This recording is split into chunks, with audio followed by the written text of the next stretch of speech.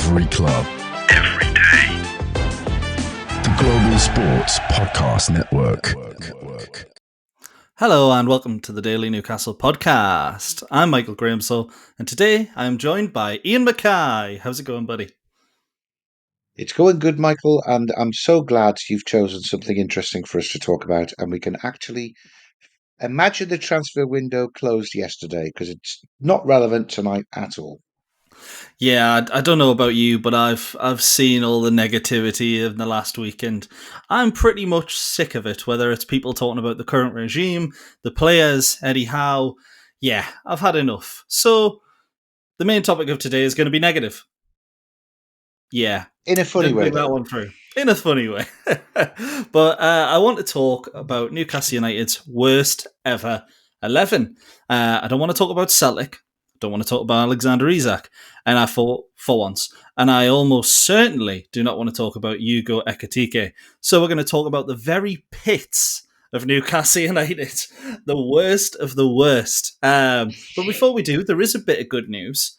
And Nicholas kindly wished me good luck for this part. But Newcastle have hired a brand new sporting director to replace Paul Mitchell.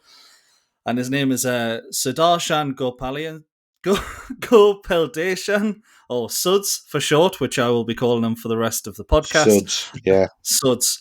It's obviously going to take a lot of time for Suds to have any big changes, but it's looking like the club's pulling itself back together after some big changes in the boardroom, and it's got to be a positive going forward. Do you think, Ian? Well, first of all, I'm surprised that Suds would move into football in his retirement. If it's the same Suds that's given up singing for Madness, I know that Suggs, right? I know that Suggs. Don't please pull me up on that. It's In the wrong data house. analyst. It's head of data analysts or something, is it not? He's got an impressive track record. I think he was at Atalanta and they keep winning things. Finished the top 5 all the 3 years he was there. Benfica for 5 years before that, and they won their league twice and got through to the quarterfinals in the Champions League and the Europa League. So he wasn't playing, of course, but you'd like to think that producing all of the data by which team decisions are made, that he's contributed to successful teams. So 100%. Carry on the work. Good work, Suds.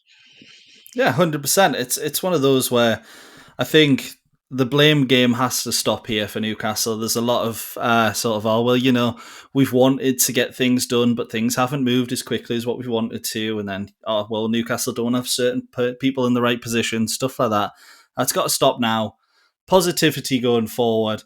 We've got another person in who's done wonders at his previous clubs, apart from the sounds of things.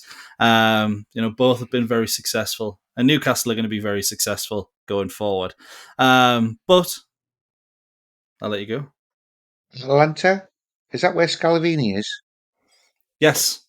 Do you think he's brought him? Do you think he's sneaked him into his suitcase and just smuggled him out of the country? And they're at Atlanta training home. Where's Giorgio gone? I swear he was here a minute ago. Coming round from the chloroform in a hotel room, wondering why he's wearing a Juventus top. And then they realise it's not even a Juventus top. No. Yes, and then I woke up. 100%. Sorry. They've took him to the local Sambucas and he's got the first flight back like that striker Sunderland tried to sign from Sassuolo. 22 million, landed at Newcastle Airport, got the metro to Sunderland and thought, I ain't staying here. But less of that, less about our neighbours. Let's see, just one more thing before we go into our worst 11s of the Premier League era. We've got to move fast. Sporting director coming in should help us do that. Obviously, Jack Ross got his promotion not that long ago as well.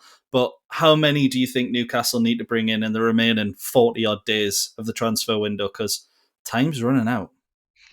Time's running out, and I think the way to do it is to abandon this oven-ready approach and go back to what's served us well, which is to actually take a chance on potential, which we've done very, very successfully. I don't mean just buy blindly. I mean do that work. You know, Steve Nixon's got 2 or 3 telephone directory thicknesses of folders of players that he's watching. We've done a lot of research on a lot of players. I think we need 2 centre halves. I think we need a striker. I think we definitely need to replace Sean Longstaff. And if we could get another midfielder in to boost the thickness of the squad, what's that? That's 5 more before 5, we yeah. even try and replace Trafford. By the way, is there not a French goalkeeper at AC Milan that costs half of what Trafford cost, who's really, really good? Yeah, Mike Maignan. He was Him. really good against us in the Champions League. The only sticking point there is I think wages would be more than what we'd be prepared to offer, unfortunately, because I think he's on 200k plus, and I imagine he'd want that again, which obviously for us is a little bit of a problem. But great keeper. He's a French national keeper. I'm not sure if he still starts for the national team. I know he definitely did. I haven't watched France too much recently, so if I'm honest, but he was definitely a French international. There's some decent keepers on that side, so So he's worth shelling out the cash, isn't he? Given that we've got such potentially, a yeah. high PSR ceiling at the moment. Oh, come on, lads, stop Yeah. being cheapskates. If you want to be elite, start thinking elite. Yeah, 100%. And what I'm going to do, just because I've got a feeling the next bit's going to go a little bit long, I'm actually going to play the Bioniq advert now, just so we're not interrupted in the middle of picking our worst 11 of the Premier League era. Your Too hard. body is unique. And Global Sports Podcast Network has partnered with Bioniq, the world's most personalised supplements. Bioniq provide 100% tailor-made supplements designed to deliver precisely what your body needs at exactly the right levels to optimise your health. No guessing. So click the link in the show notes. Use the code GSPN2025 for 40% off your first month's subscription. Bioniq. Don't settle for off-the-shelf solutions made for just anybody. Get what's right for you right now. Absolutely fantastic. Thank you very much, Ken. So, we currently have one of the best teams in recent memory for Newcastle United. But what I want to talk to you about is the worst 11 of the Premier League era. Ian, you've obviously got a lot more knowledge on Newcastle through the 70s and the 80s than I do. So I have tried to keep this Premier League on my side. If there's anyone you can think of from the 70s and 80s, let me know. No, We can potentially put it to socials and I'll get told you're a youngin', to you be don't know anything. to be fair, Michael, I didn't really want to be cast back into those dark, dark days. Only to be told, well, I never heard of him. Who's that? So I restricted myself to the Premier League as well. Oh, much So appreciated. hopefully we will be able to discuss these players rather than you look a bit blank. But don't let that fool you. You know, those late 80s nights that I was watching Newcastle at home against Norwich in the pouring rain when there was 7,000 in the crowd, there were some pretty poor players turning out during those days. Yeah, I've heard stories, but unfortunately, I've never had the pleasure of watching those kind of players myself. Yeah. But for this particular team, I do have one bit of criteria on this. You can pick any formation, but all the players mentioned do have to have played a Premier League game for Newcastle, if possible. Obviously, if there's no one if they haven't picked a game, obviously I haven't told you that beforehand. So if you pick someone who hasn't made a Premier League appearance for Newcastle, fair enough. But that does mean two players that I had and I struck off: Romain Amalfitano and Facundo Ferreira. So none of them. But we'll start off in goal. We had a little bit of a discussion before this pod, actually, about this. Who have you gone for your goalkeeper? Well, I'm immediately breaking your rule, but I think it qualifies because as an exception, because he remains part of the first team squad today. And I've gone Ooh. for that 20 million bargain from Nottingham Forest, Odysseus Vlachodimos, purely because he's there. He's there in one of our top 12 purchases. And the guy has we were there. We saw him play the second half in the Carabao Cup last year against Wimbledon, but that's still the only time he's made it onto the field. There can't be another goalkeeper as bad as that. I mean, we've No, always had there's good goalkeepers. Yeah, I think I was sitting there thinking about it, and I was thinking Shaka, Pav, Tim Krul, Shea Given, Steve Harper. I was thinking, where am I going to fit someone in? And then there are a couple of names that did come to mind. I'm actually going to be quite nice to Jack Anick. Obviously, wasn't up to scratch. And that game against Arsenal, where we lost 4-0, he never recovered from it. But his debut, when he came on, I think it was at half-time, it might have been a little earlier, against Chelsea, where we won 2-1. He was absolutely fantastic, and he's had a good game in a Newcastle shirt, which is more than what I can say for the player that I've picked, and that is Freddie Woodman, who you might be sitting there and thinking, hang on, Freddie Woodman played for Newcastle in the Premier League. Yes, he made 4 appearances, no, not under Rafa, no, not under Pardew, under Steve Bruce. The first of which being the 4-1 defeat to Manchester United, where Woodman handed Cristiano Ronaldo one of his first goals back in the Premier League. Slightly annoying. They battered us that day. Woodman was terrible. He got a few extra games, and then as soon as Carl Darlow could, catch a ball again, we were basically saying, right, get yourself back in there. And yeah, Freddie's now at Liverpool, so he'll probably have a Premier League medal or a Champions League medal at the end of the season, but he also fits in this squad for me. Hopefully not. Yeah, I thought you were being a bit harsh on Woodman, but I do remember that game that you described, and if that is 25% of his entire performances, but he was always coming through the ranks in a sort of a Lewis Miley kind of a way, as something really, really special. Now, I don't know if that's because his dad was the goalkeeping coach, but he won Euros and World Cups with the different sort of age group England teams. And he was next year's big thing for quite a number of years. So certainly one of the most disappointing goalkeepers that we've had. Yeah, 100%. I still think that Odysseus is such an absolute waste of oxygen that he's got to be in, though. I'd argue him. Yeah, if you bend your rule a little bit. Yeah, I think, to be honest, he's probably the worst value for money goalkeeper signing. Actually, maybe Kepa. No, you know what? He's probably worse value for money than Kepa or Arrizabalaga. So, yeah, you know what? I'll happily put Odysseus back in there because Woodman came through the academy. You've got to give him a little bit of backing. But to move to the back four, have you gone for a traditional back four? Or I have gone for well, I'll be honest with you, just counting up here, I've gone for a traditional back seven because I've got nearly two people in each position. But yeah, I've gone right back, left back, and 2 centre halves. Cracking stuff. So who have you started off with for? We'll go right back, left back, and then go into the centre backs. Right. So right back. Rafa's old head. And obviously very, very old legs because he never really played. Jesus Gamez, if that's how you say him. Yeah. Because he was going to be a wily old fox that was going to hold everything together, but we never really saw him play, unless everybody else was injured. Then he would play. And I've also gone because I couldn't think of any left backs, which is amazing. Because I'm just thinking Matt Targett now today, not when he was on loan. Mm-hmm. Sorry, Matt.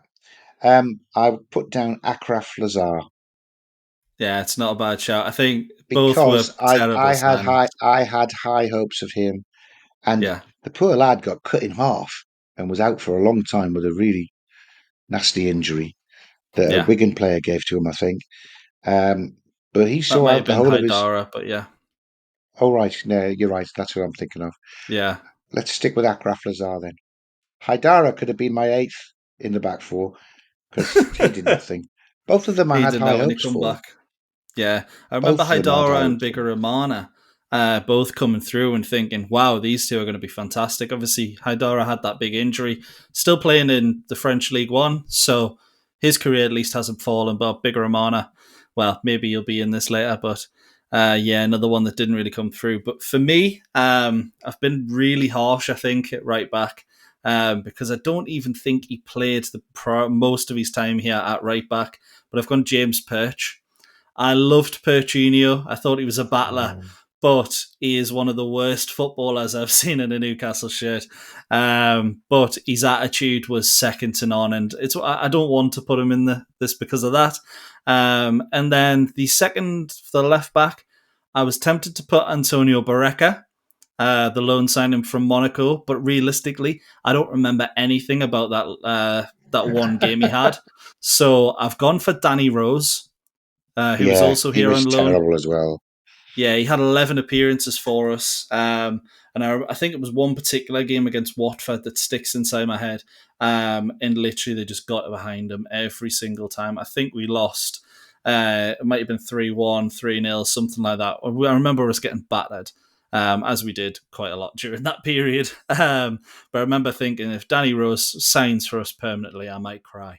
I But tell you yeah. what, round about the Christmas before last, when we'd watched Anthony Alanga dance past him half a dozen times in the first half, we might have had Dan Burn in at left back. Yeah, Now it's he's a, now it's a he's been difficult one, isn't it? reconverted. Now he's been reconverted back to centre half. Of course, he's an England international and he deserves it. But yeah, Dan 100%. Burn was wobbling and left the left back position that season.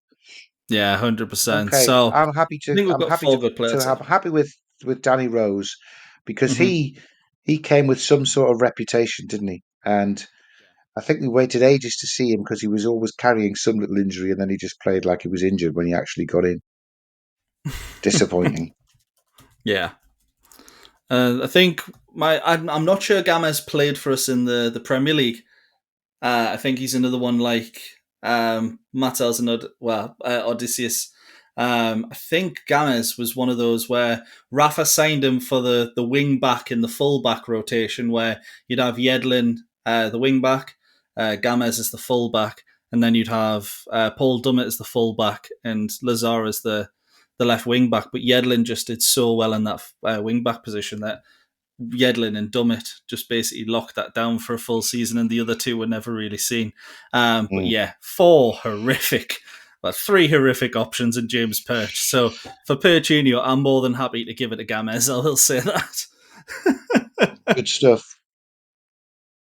Centre halves.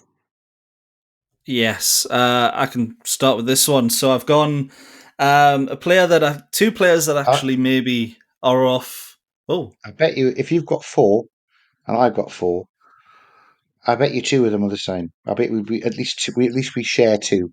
But there you go. yeah, And they'll be the I two, think won't they? I think we might share four, to be honest, because I think there's four players that stand out. The two I've gone for are two players that I thought would be excellent. The first was John Alan Boomsong. First is my list. Yeah, So he's in. um, I don't know if it was seeing Peter Ramage and Stephen Taylor the year before as youngsters and being terrible, but thinking, bro, we've got Bramble and Boomsong, we might be all right. Bramble isn't the other one, although he was on my list. The other one I've chosen was the Leon centre back, Claudio Casapa, who I thought was going to be absolutely fantastic and was arguably one of the most hopeless centre backs I've ever seen. But there is one other player that's in my four, and I think you might have him. Well, I've certainly got Boomsong, Kasapa, and Bramble. Mm-hmm. By the way, um, get this the right way around. Bobby Robson could have signed Boomsong on a free. Did you know this? I didn't. He could have signed him on a free and he turned him down. The following year, Souness paid £7 million for him. And that's back in the early 2000s. So well done, Graham. Good work. Yeah. My last one, Another reason Sir Bobby was so good. it might even be worse of all, given the reputation that he came with and then the quality of the performances when we got on. My last one I've got is Sol Campbell. Yes, he's here. He is here.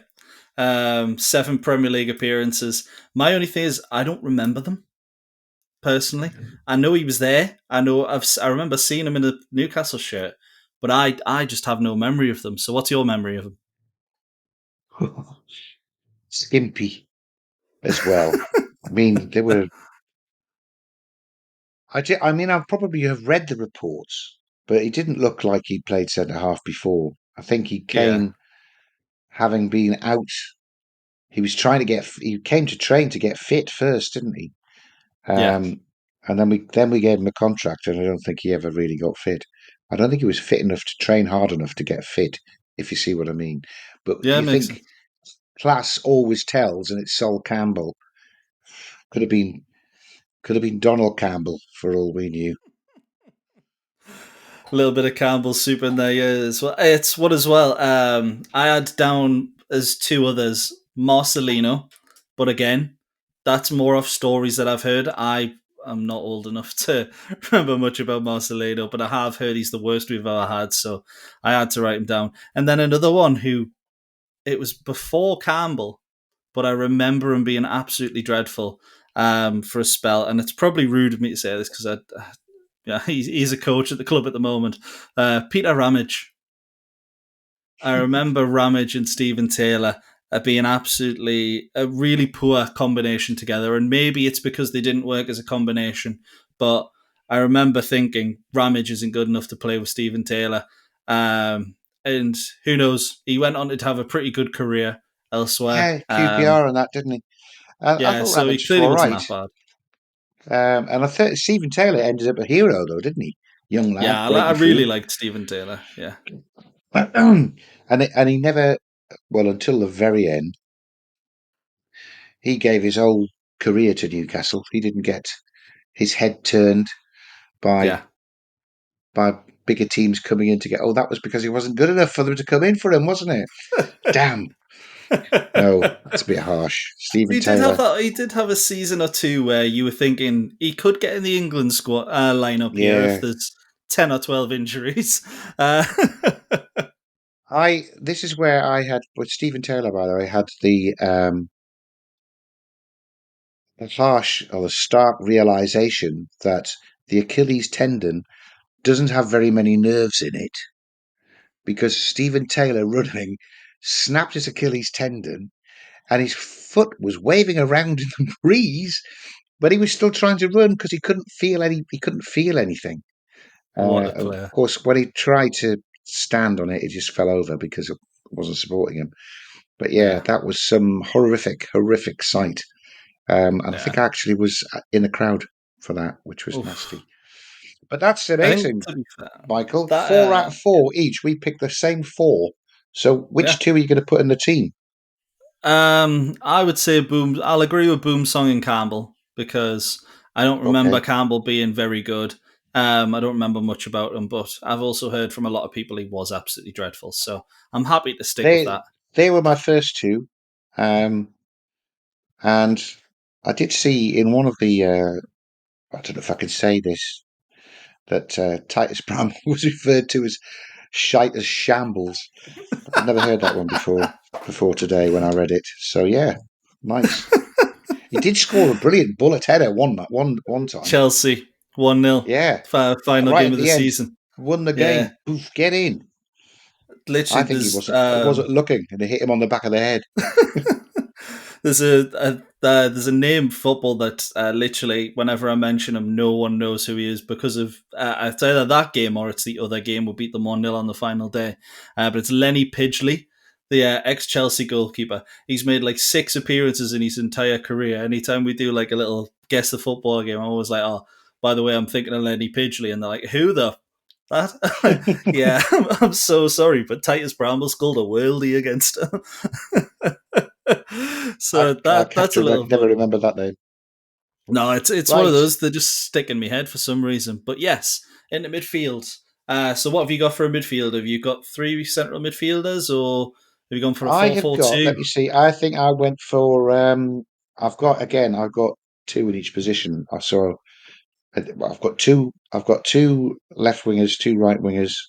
I might have got Mm-hmm. them mixed up. Can't actually remember, but I think they would work on both. I've got two Oh, forward-thinking midfielders and two defensive midfielders. okay. And Well, honestly, there are so many to choose from because I think we went for about 15 years without making a decent signing. not far off, to be honest. Where do you want to start? Right. Defensive midfield. I've gone for a very narrow 4-3-3. So what I'll say All is we'll right. start in central midfield. Okay. Who was the most awful? Um, My two defensive midfielders were Alan Smith. Mm-hmm. It could easily have been Nicky Butt, but I keep remembering he was player of the tournament at one of the World Cups.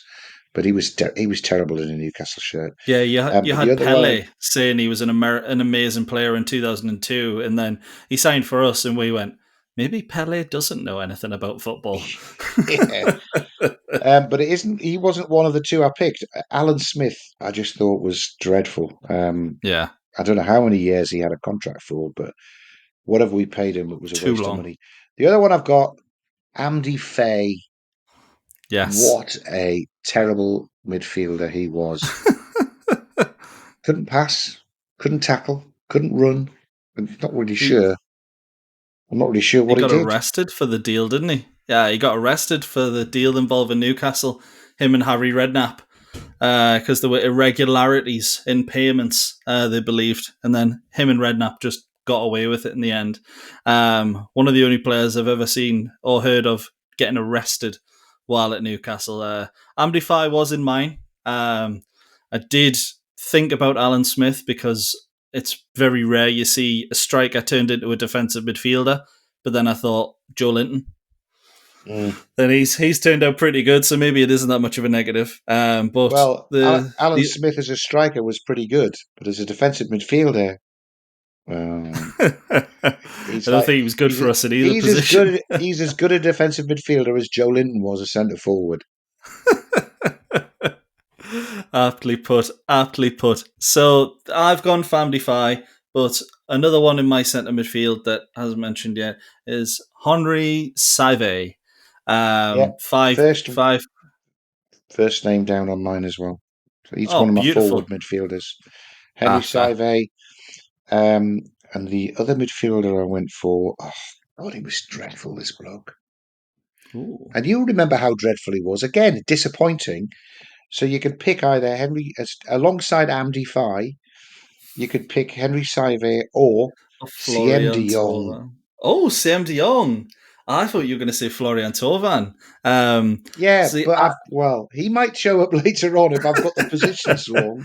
yeah, to be fair, But I'm going for winger. centre. Yeah, Yeah. yeah, he's more of a winger. Yeah, Okay.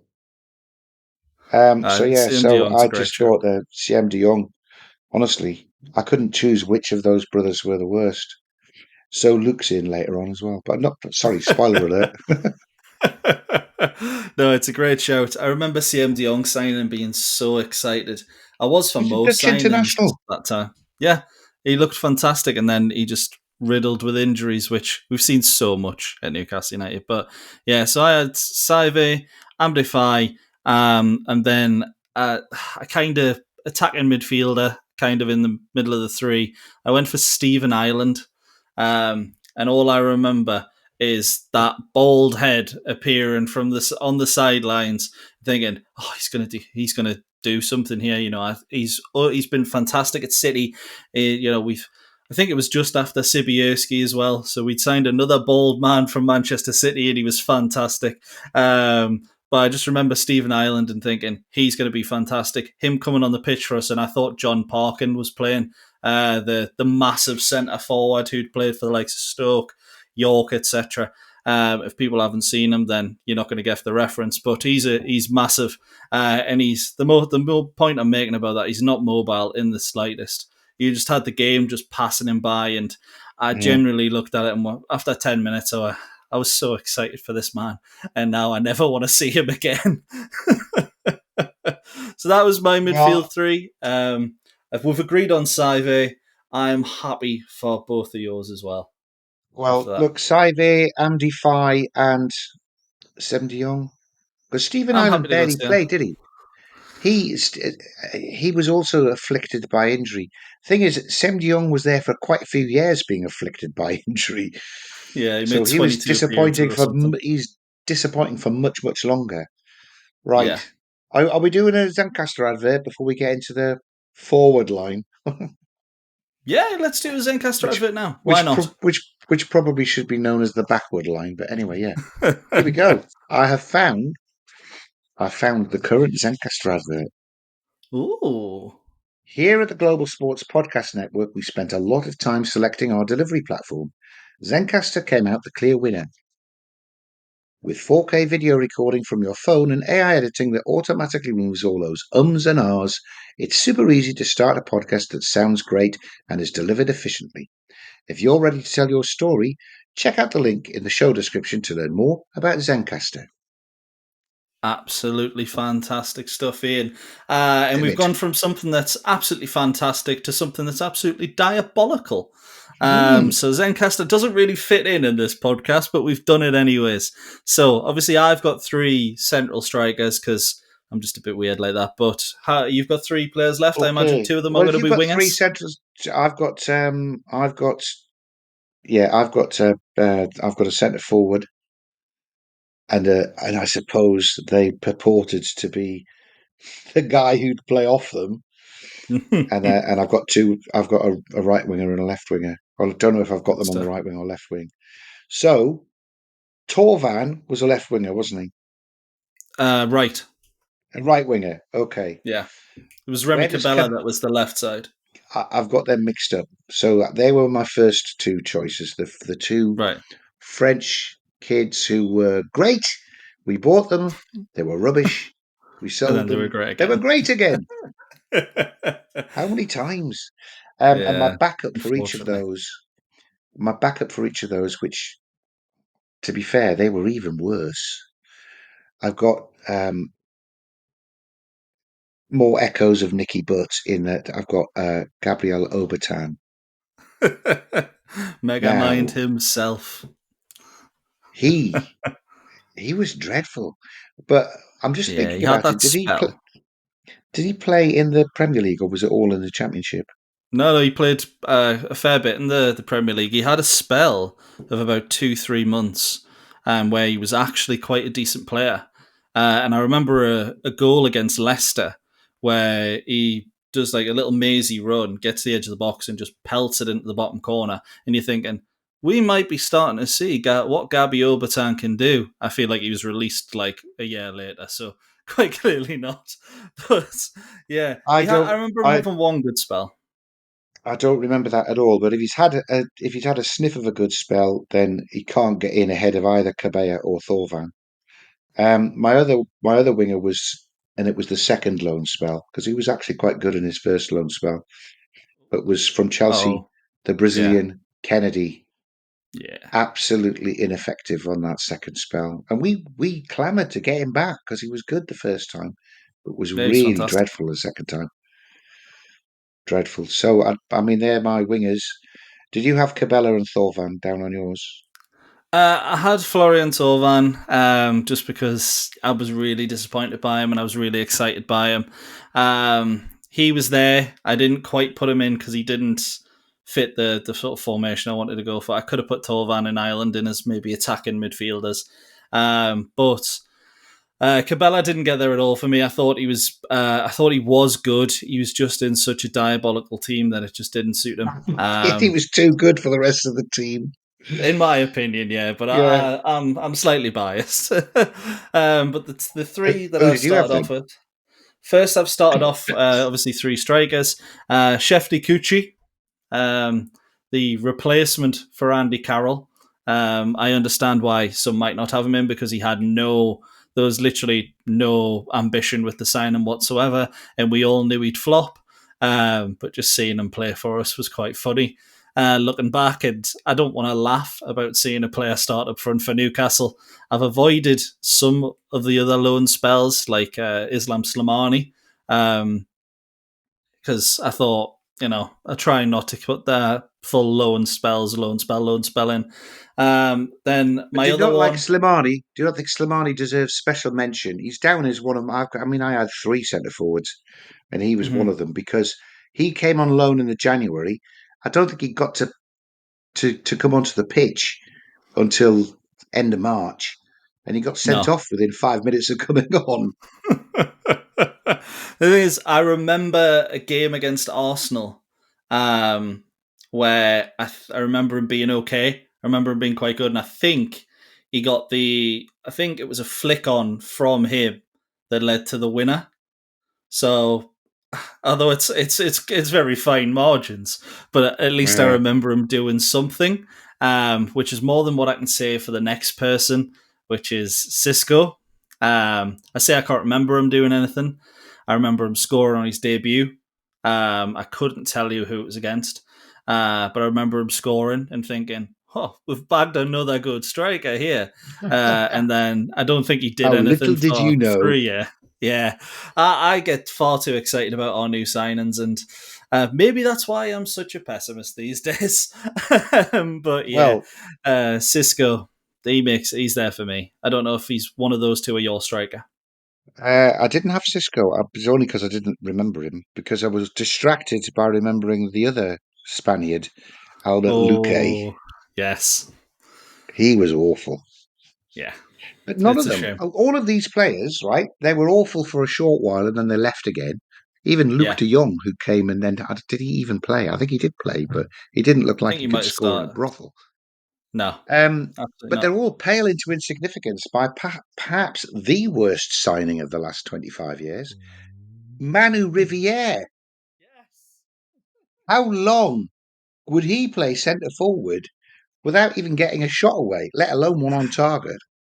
Yeah, I remember the thing is, I nearly didn't put him in because of that game against Crystal Palace in the cup, No. where we won 3-2. I think it was 3-2 or 3-1. It went extra time and he got the brace. And I remember sitting there and going, he's not that bad, you know. We're just not playing to his strengths. And then obviously, I think he scored one Premier League goal for us, despite being with starting striker the whole time. So yeah, I mean, yeah, he I played a have to full agree. season, did he not? A full season or 2 seasons? He was Yeah, he there was for with us for ages. 2 years. He was with us for 2 years. I think he was a frequent starter for the start of his first season. Then we refused to play him, and then I think he might have made sub appearances in his second. I'm not 100% sure, but I remember him being diabolical. He was awful. He was awful. Who I haven't mentioned, I mean, he's a really good player, actually, and actually got a great record for us as well. But just for being an absolute, Ooh. if I may be so bold, Michael Owen should be Oh, in there. He did should score he? 31 goals in 70 games. I know someone score Yes. a hat trick, but honestly, sitting out the relegation battle Yeah. with a fake injury and just coasting through to the end of his contract and then joining Man U on a free. I mean, that's just a terrible trick. That. Yeah, I mean, we have done a most hated 11, and he did feature in everybody's. Mm, So I think that's the apt place for him. I can't fair say he's enough. worse than any of the players we've put in because, in reality, goals per game, he's probably up there with one of our best, Yeah, true, which is true. mental. But yeah, So, hate with a passion, Michael Owen. what are we putting in your front three? You left Thorvan alone, didn't you? I did, There's but so I'm many to choose happy to from. put him because I did consider him. And Well, if I've I got him on the consider him, left it's good wing. enough for me. Yeah. I'm happy to miss Cabella out. So, who were your other wingers? Did you have? I didn't have any wingers, but it's Shefty Cucci, Cisco, and Emmanuel Riviere. And to be fair, because there was no expectations around Cucci at all, I am happy just to leave him out. Right. So we've got one and more to slot in. So we've Kennedy got was good the first. Torvan. Kennedy was good the loan season, and then he was bad the second loan season, but he was good. Yeah, So I I was saying think that Kennedy means or Cisco. I think it's either Cisco or Luque. Yes, Albert Luque. Oh, and you know what? I think they I probably don't had mind. about. I think they had probably very similar spells, but Albert Luque wrapped it up with a knick-knack, paddywhack, give your dog a bone, and then something about the Maccabees going home. So for me, Albert Luque has always Scored got a against place in Stones. my heart. Well, fair enough. Fair enough. Cisco can be in there for sure. Yeah, 100%. And then I guess we have already done a manager's special, but Ian, who do you have in there as your manager? Some great picks. There are some good picks. Steve Bruce doesn't get a look in, but I No. mean, if it was pure for pure manager, oh, um, John Carver was the worst, wasn't he? But you He could have was. Steve McLaren assisted by John Carver, the dream I'd be team. happy. The thing is, I genuinely think as a coach, Carver was probably really good because we had so many managers, and this might come back to make me sound like an idiot, but we had so many managers who actually liked Carver and kept him at the club. Yeah. So he must have been good, maybe as an attacking coach.